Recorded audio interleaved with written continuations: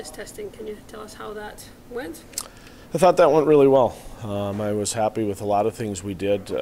I think it's, like I always say, it's a third, a third, a third. A third you're unbelievably happy with usually. There's a third that you're wondering could they pushed a little bit harder, and there's a third that you're always not as happy with. Like, that's just the nature of life.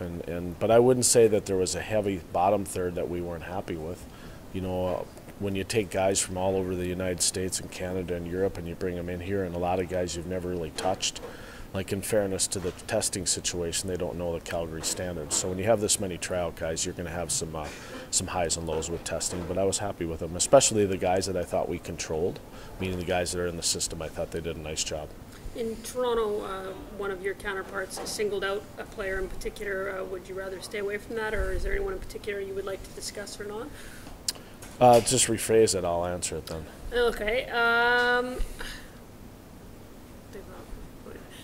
How did Mr. House and Mr. Furlan do on their fitness test? They weren't as good as everybody wanted, but these, you know, hey, we're okay with that. Like, we're teachers, and they need some teaching, and they need some guidance, and they need some help. Like, it isn't the fact that they're not good players or players that we believe in this organization. They need a little extra time, and we're very confident in the team environment on a day-to-day basis that they'll be fine. Part of this level of hockey, though, is just growing up as a person. And when they're away from the rest of the group, sometimes that's a little bit more difficult for others. And, you know, then we have to have patience, and we have to know how to treat them and get them on the page that they need to be on. How much do you read into the fitness tests? Not a ton. I mean, I would take more out of a conditioning test at this point than I would fitness. I think fitness, though, does show a parameter of a level of where a guy's at all by himself. You know, there's no one else out there in the summer. They have to find a way to get it done on their own. So it does give us a little bit of a commitment level. It gives us a read there on some things. But the reality with today's athlete and the new millennium kid is this is a different world. Like, we can't always just say that everybody's going to be super fit all the time, and that's just the way life is. I mean, there's some players in Major League Baseball that aren't exactly the most fit, but they seem to make a lot of money. So it's a different world right now, and we understand that. But we have our standards here with the Flames, and we've got to adhere to those standards. I'm not going to ask you about everyone, but the one other player was Sven, obviously. How did he? Well, you know, we had the article today where obviously you guys talked about his ability to, you know, look at the bottom of a garbage can or whatever it might be, but you know, his vision wasn't good at that time. But you know, Sven's obviously one of our special players in this organization, and I think just the shock. I mean, there were quite a few guys that looked at the bottom of something that particular day. So there were a lot of guys that were in that position. So Sven was just one of them. I want to talk to you a little about Chris Breen. What Yep. are you looking for him to do this year in order to really be successful? Well, first and foremost, be a good father, because he just had his second. They had a little baby boy, so they got Colin just entered the world. So he's got to be a father first of all. But you know, one of the things that Chris has got to do is really. He's at a point where he has a great foundation both on and off the ice. He's extremely fit.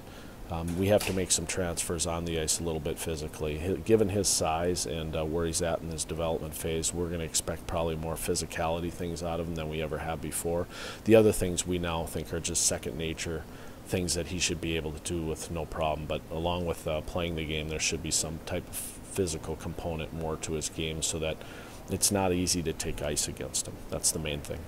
How's Carter doing so far? Carter's been good. I mean, Carter, you know, he's one of our highest character guys, probably one of our leaders that doesn't wear a letter here in a lot of ways, wears his emotions on his sleeve. But Carter's been good. You know, it's now placing guys that, whether it's Carter or if you said Roman Horak, whoever, like, guys have got to get slotted into positions, and then we're going to try and match up a little bit where we slot them where they think they might play in the NHL and become maybe a little bit more cohesive, because we have better depth down here now than maybe we did a couple of years ago as an assistant when I was here. So we're able to slot guys in. A couple of years ago we had 9 rookies here. You remember that? Like, we had all those 9 rookies and everybody's like, ooh, this is going to be an exciting time. Now these 9 rookies has dwindled down to a lesser number. So, and the reason why is they're getting slotted. As we get better, then you have just like your 1 or 2 spots you can play on, and then it makes it tougher to play. So we just got to put guys in the right positions to be successful. Nemo? Nemo's coming along. You know, obviously he's not out here yet. He's doing his rehab and doing things like that. That's a summer injury, you know, that he had with training. So I don't think he's far off, but at the same time, I'm not optimistic in the next 48 hours. But I think he's doing pretty well, and given his track record here in Abbotsford and where he's at in this organization, at this point, we're in no big hurry. Up, down, upper body, lower body? Oh, it's a lower body injury. Yeah, I'm not always into that. But yeah, it's a lower body injury. You can give us more specific if you'd like. He's hurting. Any particular theme today? I heard the letters LRA yelled a lot on the ice. Yeah, today we are just into how we handle the other team's attack, and lots being thrown at the guys. Like, you know, you're trying to make a hockey team, but at the same time we're trying to prepare a team to win and play the best we can on the 12th. So, you know, you're coming in as a non-contracted player trying to earn a job, and you're trying to play super hard, but at the same time you're trying to learn the system. So right now there's some guys just paralysis by analysis. There's a lot going on mentally, so they're a little paralyzed, but we'll shake those cobwebs out on Tuesday afternoon with a little inter-squad scrimmage in the afternoon where the coaches kind of manage that and should be able to put some things together. 4 ice times and 5 goalies. Those aren't numbers you were used to hearing in the hockey world. No, we weren't. But it's good. I mean, the luxury of having 5, obviously, you know, afforded any injury that we might have to a guy. We're getting those kinks worked out, and we're rotating the goalies every day. So they're constantly rotating. They either have 3 or 2 in each practice. But you know, today was good. We got through a lot on the ice today. Thanks, Coach. Yep, Thank you're you. welcome. Thanks for